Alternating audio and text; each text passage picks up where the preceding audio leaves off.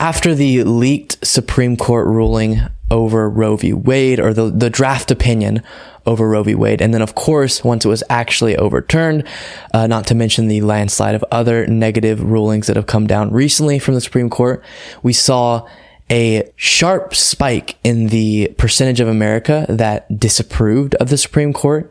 So as you can see here in this graphic, this is measuring from a YouGov Yahoo News poll, the percentage of Democrats, percentages of Americans at large, and then of course, percentage of Republicans who say they have no confidence in the Supreme Court. So if you look at this, it could seem confusing because the percentage of Democrats is going up, but that's because it's the amount of Democrats who say I have none, zero confidence in the Supreme Court. And May 23rd, Democratic feelings to that effect was only at 30%. So only 30% of Democrats said, I have no confidence in the Supreme Court. Today, it's all the way up to above 50% of Democrats who believe that. Among all Americans, it was around 25% on May 23rd who said, I have no confidence in the Supreme Court. And now it's all the way up to pretty much 40% of Americans who say I have no confidence in the Supreme Court. And the reason why that phrasing is important, because this isn't saying, do you generally approve or disapprove of the Supreme Court, or are you happy with their rulings? That's not what this is asking, because we've seen it's over 50% of people who disapprove of the specific Roe v. Wade decision. This is asking people, do you have any confidence in our Supreme Court right now? And 50-something% of Democrats and 40% of Americans broadly say, nope, or I have absolutely zero confidence. And that is wild. And it shows the way that the Supreme Court is not representative. Not that it is a democratic body. It's not. Obviously, it's appointed by representatives, but the actual Supreme Court justices themselves are not serving a constituency. But it does represent this stray away from the opinions and the values of the Supreme Court justices from the opinions and values of Americans broadly, because so many conservative justices have been put in the court. So with this in mind, the Democrats are under justified pressure to act, and they should have acted a long time ago, obviously, because we've seen this movement of pro-life people, conservative people trying to invest time, energy, and capital into getting justices on the court who represent their views. And so it's enraging whenever Democrats just sit on their butt until something bad happens and then go, oh, I guess we should maybe try to do something now. And oftentimes they don't even do something then. But what do I mean specifically when I say the Democrats are under pressure to act? Well, one of the things that people have been calling for a long time is for the Democrats to enshrine abortion rights into the Constitution. What that would do is make it federal law that states have to respect women's right to choose. It would pretty much be Roe v. Wade, but in law form and not in a constitutional ruling. And it would take it out of the hands of the exclusive power of the Supreme Court. Even at times when Democrats had much larger margins in the House, in the Senate, and they had the presidency, namely under Obama, this wasn't accomplished, which led to what we're experiencing today. But it's not too late. At any point now, we could make it, in theory, federal law that states have to respect abortion rights. We don't need the Supreme Court for that. We could do that with our Congress.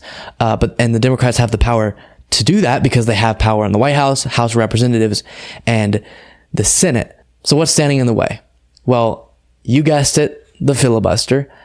I know the filibuster is talked about constantly, so most of you likely are very familiar with the specifics of it, but occasionally I get people who say, I actually don't know exactly what the filibuster is. Could you refresh my memory? So let's just quickly do that. Originally, you needed a majority to pass something. So for example, in the Senate, 50 votes would allow you to pass something, right? Same thing in the House. But then at some point, someone came up with the idea of like, before we pass something, we're required to have an open dialogue, a debate among senators or congresspeople about the thing that we're about to vote on. And there's no rule laid out that says we can't just continue that debate forever. So if we continued talking, and I just talked and talked and talked and never concluded the debate portion of this process, then we could never move to the next part of the process, which is actually voting on the piece of legislation. So when they came up with that, it became a thing where if a party or a member of a party really didn't want something to get passed, they would go up and stand and just talk, monologue for hours upon hours. And we've seen funny representations of that in different forms of media where you're working so hard, and it could be admirable in some situations, up there talking until you have to pee into a bottle or something and you just never go. Okay. Well, then people within the government were like, okay, this is kind of annoying. I don't like every time a piece of legislation comes up that there's any opposition to, we have to sit and listen to someone talk for hours to try to block it. So how about this? We can come up with a new process where we just have to get 60 votes and then it has to conclude the debate section. So you would not be able to just talk infinitely. So that became the new process. As you can see, this isn't constitutional. This is just them coming up with rules for their own processes. So then it was like, now if there's opposition and someone says, hey, talk indefinitely if you tried to pass this, then they go, cool. If we can get 60 votes, then we skip that. We don't have to go up against someone who's going to talk indefinitely. If we can't get 60 votes, it's not going to pass pretty much. So what does that do effectively? That brings it from a majority needed in these chambers to 60 votes. It actually started at 66, but it got brought down to 60 at one point. Well, that's weird. Now just all of a sudden, 60 votes are needed in the Senate to pass something. Bizarre. Well, that's where it sits today, where to pass any piece of legislation that isn't wildly bipartisan, and what I mean by that, to pass a piece of legislation that does have some level of opposition against it, you have to get 60 votes. Otherwise, someone will raise their hand and say, I would filibuster this. And so that means it would not be able to get passed unless you have enough votes to overcome my filibuster. There's no actual filibustering going on. They're not actually getting up and talking indefinitely. They're just saying, in theory, I filibuster this. So now you have to get 60 votes to overcome that filibuster. So super, super silly. Doesn't really make a lot of sense to me. All that did is arbitrarily bring the amount of votes needed in the Senate up to 60 votes instead of being at 50, which makes more logical sense in a democracy. Okay. Well, where we sit today, for most pieces of legislation, you need 60 votes, like I said, to overcome the filibuster. But you can do something because all of this is just Senate rules. You can vote with just a majority to change the Senate rules and make it to where on particular issues or on all issues, you abolish the filibuster, you create a carve out, and therefore on that particular issue, only 50 votes are needed. So Mitch McConnell did this on judges, where now instead of 60 votes, you just need 50 votes to confirm a federal judge. So what people are pushing for is for the Democrats to do a similar thing with abortion rights. We're going to make a carve out where on abortion rights, you only need 50 votes to pass a piece of legislation. Great. Sounds good, right? Who's standing in the way of that?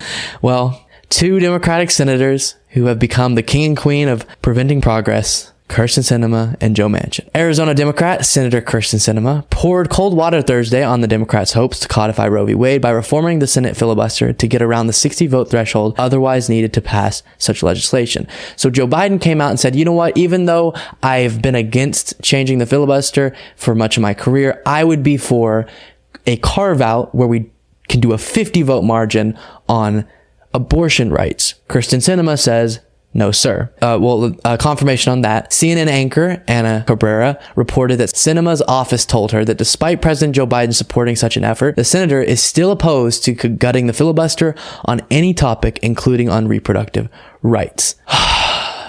And then her little teammate, Joe Manchin.